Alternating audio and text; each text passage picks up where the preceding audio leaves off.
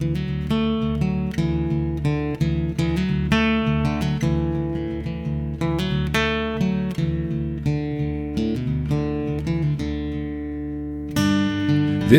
is The Storied Outdoors, a podcast somewhere between Lewis and Tolkien and Lewis and Clark, finding clarity in the stories we tell and the adventures that shape us.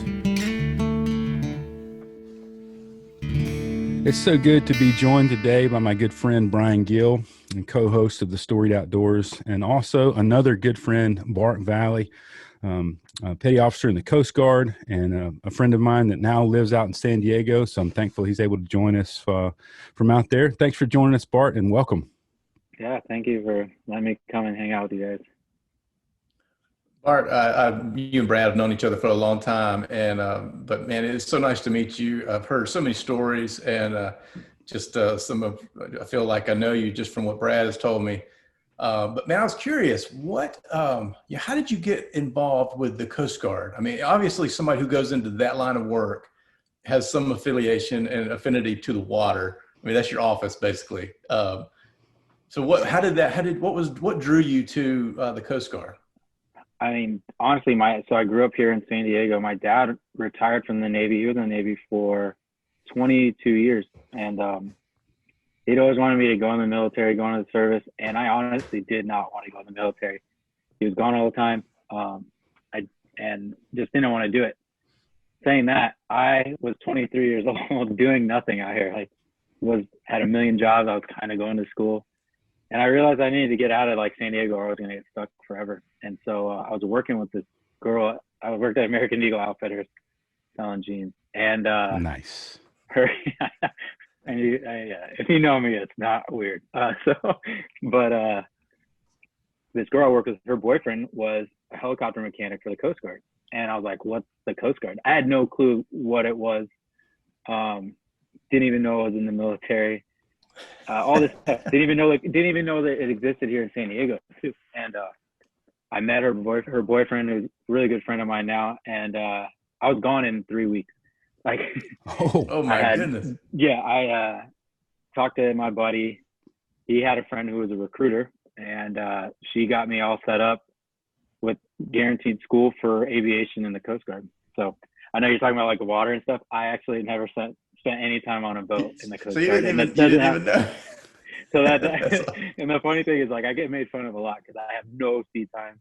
I was never on a boat, but also I was 23. I knew I didn't want to be on a boat. I knew what being on a boat was from my dad. I was always on his. So yeah, I was like, I don't want to be on a boat. I get seasick. So spending the lion's share of your time is flying. Yeah, I've been in the Coast Guard almost 14 years, and I've been in aviation. Other than boot camp, I've been in aviation the whole time. So tell us a little bit about what exactly your role is in one of the helicopters. Yeah, so in a helicopter, I'm called a flight mechanic. In the Coast Guard specifically, we do in our helicopter format is we do the hoisting. So we do search and rescue, and then we do law enforcement as well. But as far a majority of my job is doing search and rescue, where we can pick people up out of the water. We pick up people off of cruise ships. We do stuff called urban search and rescue now.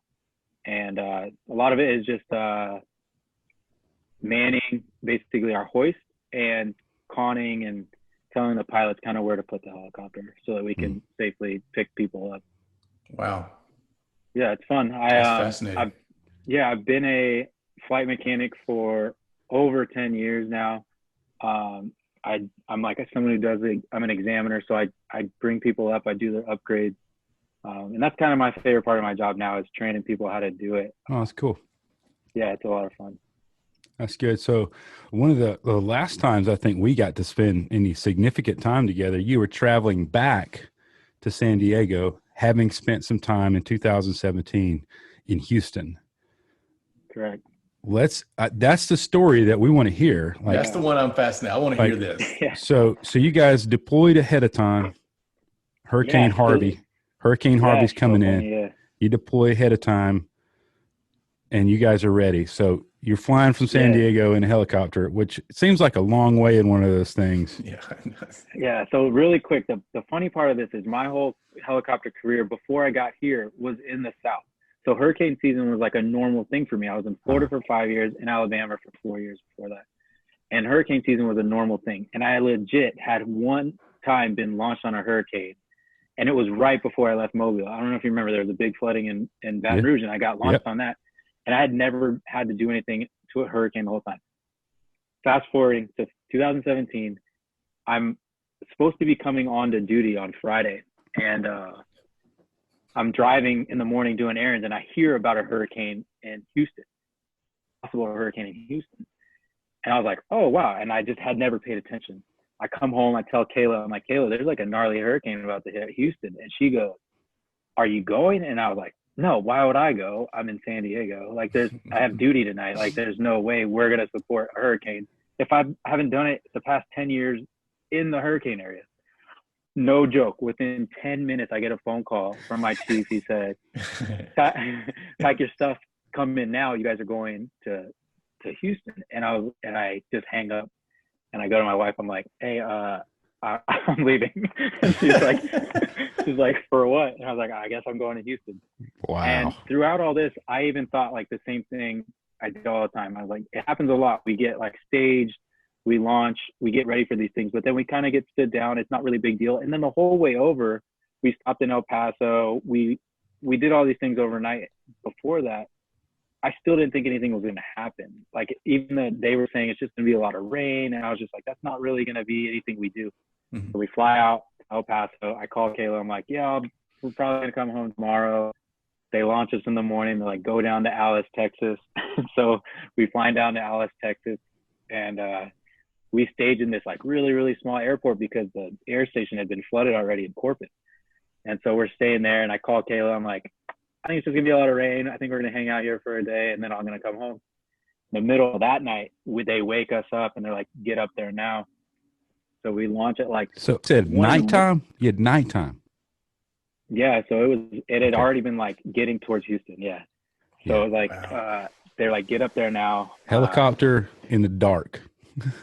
In a storm. We do a lot of dark training, hoisting, things like that. I mean, and even in my head still then, I was like, all right, we're going to fly up there, hang out there for a little bit, kind of wait for it to pass over, and then we'll probably like do a couple things. This is just in my like knowledge and history of how we kind of deal with hurricanes. We don't, like, I wasn't in for Katrina. And so that was a little different. And so everything and since then has been like, we kind of do this like backside cleanup of hurricanes because they don't usually like do what Harvey did. It kind of sat there. So we didn't think it was going to do that. But anyway. Yeah, that thing camped out over Houston and went out and then came back in. Like I think it dropped 52 inches of rain and something like that. Wow. It was a lot of water. So we launched that night. And I was like, we're probably going to have to do stuff. And so we're flying up, it's dark, and we catch up to the hurricane, like in it. Oh my goodness. And we're going to land at Houston, the air station, to like basically figure out what we're going to do. But we are getting up there, and then the radios, like there's so many helicopters, not a lot of helicopters, but there's a lot of radio chatter of like different agencies trying to like get into like where people are helping, but they're like, all we can hear is you guys need to go to this place. And they give us a GPS location and we're on our cell phone using Google Maps because listen to this, it's wild. We did a lot of things that were not standard and aren't like FAA approved, like things that we normally want to do because it was the weirdest things that we've ever been a part of. So they gave us a lady's address and we had to look it up on Google Maps, like pinpoint GPS coordinates, and we fly into this hurricane because this lady's pregnant and sitting on a roof. And so pregnant lady in the dark in a hurricane and she's sitting on the roof. Sitting on a Just roof. making sure I'm getting all this right. Yeah, sorry. It's crazy. Wow. So then we find the neighborhood, but we can't find a house because the water is right under the street sign. Oh, wow. And so I'm looking, and also we're in this thing, the clouds come down to 100 feet and the power lines were probably at 80. Mm-hmm. And so we don't really have a lot of space to like move around And So then are you water. are you in that in between 80 and 100? So we were flying like right under so pretty much we were trying to stay between it, but we were also trying to like dodge power lines. But we also had water just coming in, and like the cabin is like wide open. The water's coming in sideways. It's crazy. Winds were like over 120 knots, and we're trying to hover in these like flooded neighborhoods. So I'll tell you that this is the first hoist I did there. So we get there, we finally find this house and this lady sitting on her roof, pregnant lady, and we're trying to figure out how I'm going to get the swimmer to their house, because her house was like on the street, like at a T basically, and her house was on the corner, and then there was power lines behind her house, and there was power lines on the back side of the street. Wow. So we had to kind of like come in, and we had to sit there. We couldn't go forward, we couldn't go left, and we couldn't go right because of trees and stuff. It was just so small. And so I tell the swimmer, I was like, hey, I'm going to put you in the water, like on the street. We can see the street sign. I think you could touch the ground. So we put the swimmer down in the middle of the street. And as soon as he touches the ground, his feet come under and he disappears. And, oh my gosh. And so I freak out a little bit. I'm just like looking for him. And then he comes up and he's popped up and he's holding onto the street sign, looking up at me like he thinks he's going to die. And I actually talked to that guy today. We were talking about it because I was telling him about this, but he was like, dude, I thought I was going to die, all this stuff. And he finally like composed himself. He swam over to their house, and then we picked her up off the top of her roof. And the thing that was hard about that was our like communications was getting wet. And so I was like coming in and out of communications, and we got close to a power line. And I'm talking about probably within 5 feet of a power line. And I'm yelling at the pilots to not move. And then it's just like crazy stuff. Well, that one we got out of that one. The thing that stunk about that was it was so scary and we weren't ready for it. We couldn't get her husband off the roof. So we just took her and we took her there, like took her to the air station. And we just were like, sorry, hopefully your husband, like this happens a couple of times throughout this whole story. We had to leave people.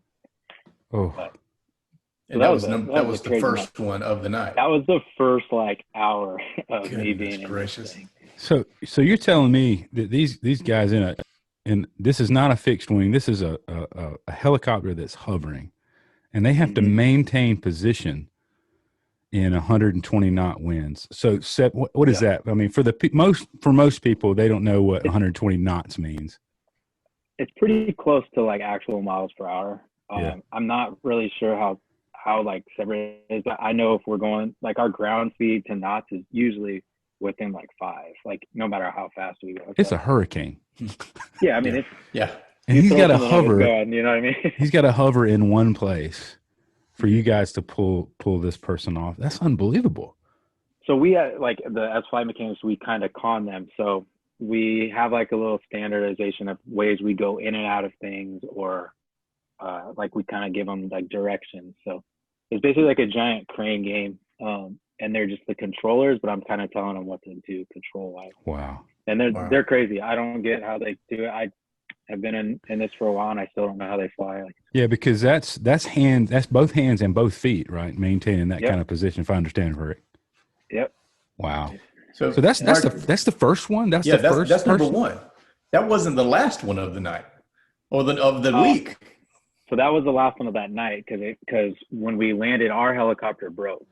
It got flooded basically, and so we were the first helicopter there from any air station, at least our helicopters. So Houston has our MH-65s, that's the orange ones. You've probably seen the orange ones flying around over there. Yeah, I've seen them in Mobile. They're both there. So we have the big white ones, and they're the little orange ones. So Houston had those, but there was no other 60s there. And so we had to wait that night. The rest of that night we waited, and then like 6 or 7 helicopters came in that night. And so the next day is when a lot of stuff happened.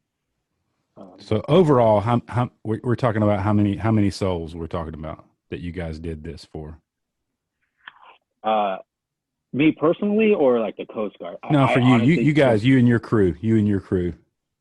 So this is where the story gets weird too. So when we land there, or the next day when those other crews show up, I know someone from every crew, from every unit. Like there were 7 different helicopters that came in, and I know someone pilots, crew, somebody from another helicopter. We have a crew that came down from Cape Cod, Mass. And when they landed, their flight mechanic was one of my friends, and he got hurt on the way down. So their crew didn't have a flight mech. So the next day I went with their crew from Cape Cod in their helicopter. And I didn't know any of them. I only knew the guy that got hurt. And he was like, hey, Bart can go with you guys tomorrow. So I went with them the next day, and that's where I was hanging out with them for the day. Wow. So I was on a totally different helicopter. So this some of the stuff that you sent me, the commendation or the medal that the way it was written up, it's 102 people. Yeah. Officially responsible for having saved. Yeah. So that next day we basically got up and got as much gas as we can. I took everything out of the cabin, all the gear other than like a basket. I took all the seats out. I took everything out, and I took 2 swimmers with me and 1 basket. And basically all we did was fly in the hurricane and find people and then pick them up. And so it was crazy. It was like when you look at, one of the things I think is really cool is when you get in an area that you know pretty well. Like right now I'm flying back in San Diego. Like bird's eye views of stuff is really cool to see. Like growing up in San Diego and flying now, I'm like, I know exactly where we are. If I close my eyes for 30 seconds and open them real quick, I know exactly where we are in San Diego County. And that's how it happens at all my units. Like within a year of flying, you do all that. There was rooftops and water. Like you don't know, I didn't know which way was north, south, east, or west. It was the craziest thing to ever see. And to see, like talking about outdoors, like to see what God can do as far as like how big he is and how small we are. Like it's crazy to see that amount of water anywhere. I fly over the ocean all the time, but you don't plan on seeing the ocean in like people's places. And seeing levees break, like watch them physically break, watching trees fly, like big trees fly. It was nuts. And to know that we were flying around during it, not like watching on the news, is like, it's like, this is where I'm like, I think I'm good. Like, I think I used up all my chips. I'm really risking it these days, like flying around. So that day we go and we find a couple, like before we get to this like part where we just found a ton of people, we were finding people on car roofs in the middle of like fast water. So where I'm like, I'm having to like hoist the swimmer down directly onto like a 4x3 square and picking people up. And in that wind, that's staggering. The wind and the rain and doing all this stuff. So we get to a neighborhood, or no, first we do like we fly for like 4 or 5 hours that morning, probably hoist about 30, 40 people. Can't even tell. I mean, I'm hoisting just anything we see. And sometimes we're filling the cabin up and landing in like big fields that we think there's going to be no water, or filling the cabin up and then like landing on streets where we see EMS, like, and we're just like, hey, I got 15 people in here. You figure out where they go. We're going to go back. And we're coming down. Oh, that happened a bunch. We were landing streets, people's yards. Like it was crazy. Any dogs? Did y'all rescue any dogs too? I'm sure I had everything in there. Dogs. I rescued people from 4 weeks to 99 years old. Oh my God. I think one video I remember seeing that you sent me was the wheelchair and everything. The whole thing. It was amazing. Yeah. So we rescued this one guy. He couldn't walk, and we didn't know where we were going to drop people off, and so we radioed down to the swimmer, like, does he have a wheelchair? And he's like, yeah. And I was like, bring it. Bring it up. Picked him up. There's like the funny video we have of like my buddy coming up with a wheelchair. But there was a hoist I did. This lady, I picked her up, brought her in the cabin. I was like, you got to get out. I was like, I got to get more people in here because we're in the neighborhood. There's probably like 10 people in this neighborhood. And she just shook her head. No. I was like, you got to get out, like yelling at her. It's loud in the helicopter. She's like, nope. And she like unzips her jacket, and there's like a baby like this big. Oh my And I was like, goodness. I was like, you can stay. And I was like, we got to go. I was like, You can Oh, stay. yeah, okay, you can I was like, stay. hey, just stay there, don't get out. How old I was can't the baby? imagine. That baby, that's the one I think was like, couldn't be more than 4 weeks old. It was Wow. Oh my goodness, man. Yeah, like it was a tiny little baby. But yeah, there's just a bunch of times where we just had to pick people up, get them out, fill up the cabin. I think the most I had in the cabin at one time was like 18 people. 18 people? Oh my In one goodness. cabin. I'm like sitting up against It's like a game of the door sardines, man. closed. People were just happy though. You can't. Wow. But it was crazy. You talk about like, so when I left Friday, I really didn't sleep. I hadn't slept at all. And I also didn't bring anything. So this is my fault. Like, I honestly didn't think it was going to happen. I didn't bring anything. I brought one flight suit, one pair of boots. I think I brought one pair of shorts and like 2 t-shirts. I might have some toothpaste and a toothbrush. That's all I brought. And so I didn't sleep. I didn't eat. And this was now Friday, Saturday. This was almost Sunday and Monday morning. Hadn't eaten or slept at all. And I go on this like long day. It was probably almost 8 hours of flying. I hoisted over 100 and something people, ranging from 4 weeks to 99 years old. Some people, there was probably 10 or 15 people that were over 300 pounds. Oh my and goodness. I just remember, I remember like 6 hours into it, I found this like half-eaten, super gross-looking banana. And I just remember like growing up playing sports, I'd be like, I might cramp up. So I like ate this dirty banana because I knew I didn't eat anything. I had no water the whole time. I was super like hypothermic because I didn't bring a dry suit. I had my regular flight suit. Oof. Soaking wet for like 4 or 5 days. After the end of that day, I get back and I can barely like walk back to the cots we had set up at the air station. Yeah. And I passed out. I passed out for 24 hours, and they're like, "You got to go home." Oh So my gosh. that's when I. You're done, sir. That's when I came. That's when I flew into Mobile. I got a ride from one of the Coast Guard fixed wings. Yeah. Like, you got to go home, dude. And so that's when I came home. I got in Mobile for a night. Wow. So, there's been a couple of years since then. You've had some time to reflect on that. What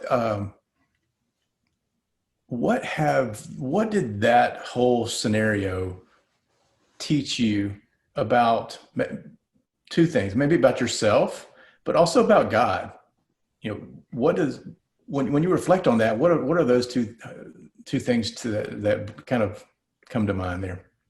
The cool thing, like what you're saying, what it taught myself, but what kind of God I'd do is like it puts them together. You join the Coast Guard for a reason. You go on my helicopter specifically for a reason like that. Like, you want to hoist a big amount of people because that's what our airframe does. And you train for it, right? You train for it. I had never ever trained for endurance hoisting. Like, that's not something we do. We have our minimums. We do 6. We have them for like semi-annual minimums, and it's not ever pulling live people in unless we do it and we want to, and it's not often. Yeah, we have random cases. Like, I've had cases here, but I might hoist 1 person or 2 people, and it's not like 100 people in 6 hours. Like, and usually you guys are open ocean too. You're not in urban areas. That was a wild thing, right? Yeah, I mean, other than that one I had in Baton Rouge, where I had never hoisted in urban search and rescue. I'd never done it. So, wow. Yeah, you kind of like, you don't train for this stuff. I think where I found my strength was trusting that God had put me in a spot that nobody else could do. It wasn't like a pride thing. It was God saying, I need you for my people right here. And I remember thinking that. I remember thinking, this is crazy. Why am I here? And I remember praying and being like, God, let me do everything you need me to do. And I remember, like I said, right when I got off, I remember him being like, chill, go to sleep. Like, you're good. Boom. I mean? And it was just cool. Yeah. And it literally, like, I walked off the helicopter, cool, like amped. And then I was just like, out. It's crazy. Wow. Yeah. Man, that's fascinating. That is so interesting that you say that about, the training and God preparing you for that moment. And being able to save those people, that is, I mean, that's over 100 people who owe their lives to you. I mean, and your team, of course, but I mean, that is phenomenal, man. It is cool. I think when I like I said earlier, I didn't want to go in the military. I didn't want to go to war. I'm a lover, not a fighter. You know what I mean? Like I love people. And when I found out that the Coast Guard is more search and rescue, not combat, I was very interested in it. I was very interested in being like, oh, I can serve the country. I can in a way where it's going to help people. It's not going to be necessarily defending the country. And I'm not against it. That's just not me, though. I just personally was more like, I didn't know I had a job that I could do this. It's really cool. Man, you got to appreciate a clear calling and an opportunity to do what you're experiencing that, like that. What, looking back on, I mean, obviously this wrought with analogy of flying in a storm, and being, in a storm. Was there a particular moment that you look out and you see, what's going on around you, and there's maybe fear or awe in that moment? Yeah, I mean, most of that time, unless I was like deeply engaged in physically getting somebody in the helicopter, every time I looked out, I saw 10 helicopters doing the same thing. I saw people on every roof. I saw water everywhere. And you're just like, part of you is like, this is so scary. Part of you is like, I can't do all of this. Part of you is like, what else can I do? Like, am I helping at it? Is this like legit drop in a bucket? Am I pulling out enough people? Like, can we do everything? And that was one of the things. And when people were like, man, I can't believe you were able to help 100 people. Like, I also wasn't able to help a lot of people. Like, there were a lot of people stranded in their houses. A lot of people didn't leave even after the main thing happened and more rain came. Like, it was, you see that part and you're like, man, it could have been better. But you just know God has a plan and you can just do what you can do. And we did, and we felt comfortable about it, but we also felt bad that we have limits too. Like, we aren't allowed to fly over 8 hours in a day. And so when we hit that limit, they're like, you guys cannot fly. You better be back. Wow. And so I guess the thing that jogged my memory when you were talking about that is it makes me think about, someone like a Mother Teresa when, how do you combat starvation? You feed one at a time. You can't feed them. You can't save them all. Like, you do what you can do. You feed them one at a time. And when I think about that from, an evangelistic standpoint of, there's a lost world that we believe is drowning, is in the midst of particular storms. Like, I can't save them all. Well, no, you're not called to, but you're called to do what you can do with the tools that you have and the moments and time that you have, and you start with that one and you pull that one up, and you love and you go after that one. And then you have to trust the Lord for the rest, and that, well, of course, that's the thing to be, especially when you're looking out and you see a raging storm, which the imagery of that is still just mind blowing to me to think about just the sheer mechanics of a helicopter hovering in one place with that kind of wind and rain and pulling something that's not a static line, it's a swinging line. So you got to compensate for the cage that's swinging over to the direction of the wind. All of that's incredible, man. And I'm, it's staggering. Man, I'm just honored to know somebody that knows how to do all those things. That's incredible, man. And I don't think enough people understand. Like you said, you yourself didn't know the Coast Guard existed. How many people are in this interior country? Mobile is really, like, for us on the coast, we see you guys all the time. We know what you're doing. You're out there. But the people that live in the interior are oblivious to what the Coast Guard does on a daily basis. And that is to go to Kentucky. Yeah, absolutely. But it is nothing short of amazing to hear that, man. Incredible. Yeah. Well, hey, Bart, we got a few minutes left. One thing we like to do with each of our guests is ask, what's your next adventure? So what's next for you? Yeah, it's crazy. It's funny. My next adventure is I'm changing my job and I'm becoming a recruiter for the Coast Guard. I guess I have some stories that they thought I could tell. And, yeah, you do. And the cool thing is I get to leave the city and I get to go to Kentucky and be in the outdoors. I'm excited. My family wants to retire in Florida, and somewhat in Clearwater. It's kind of just like San Diego, but since we weren't able to go back there right now, I really, really wanted space and air. And Kentucky was like my fourth pick. I love it out there. I've been out there a bunch. And just to know I get to take my 8-year-old son, my 3-year-old daughter to play in snow for a couple of years and ride dirt bikes and just play around outside. Like, I'm super excited about what God has planned for us out there. We have been at the most peace about like where God is putting us like right now. We feel like we're not worried about the church he's planning us. We have this really strong feeling that he wants us to serve someone somewhere specifically to where we're not worried. And it's so cool. I'm excited about the job change. I'm excited about the family time I'm going to have, being in a job that's just an office job. And then also just getting to like help the Coast Guard grow through some cool stories I have that usually people in recruiting offices don't get to hear because they don't usually have a lot of aviators doing recruiting these days. So I'm pretty excited about it. That's awesome. Kentucky's a beautiful place. I don't know if you're into fly fishing, but there's some good trout streams up there too. So maybe I'll do it. I don't know. There you something go. to learn. Something you need to learn. Louisville's that's a beautiful area. Absolutely. Yeah, that's awesome. Well, man, thank you so much for taking some time. You're probably about to, I think you said you're about to head out to work. And so it's 4 or 5 o'clock in the afternoon out in California right now. Yep. It'll be fine. Yeah, it'll be good. You'll probably pull somebody off of a boat. So been busy here, actually. Yeah, I bet. Well, man, we're so thankful for your time, and we're thankful for people that listen. Man, we've been so encouraged lately. Brian and I were just talking to messages that we've been getting from listening, and it's been encouraging stories and challenging stories. We know there's lots of podcasts. I mean, gosh, you can search podcasts of things people can be listening to. So we're really thankful for people that tune in. And if folks do tune in, share it with your network, Bart. And if you do tune in and enjoy it, leave us a review. Write us a review, leave us a rating, show some love to the Storied Outdoors, and hopefully this will inspire someone to get outside and go write their own stories and share their own adventures, and maybe they'll find the recruiter in Louisville and join the Coast Guard. Hey, hey, that's awesome.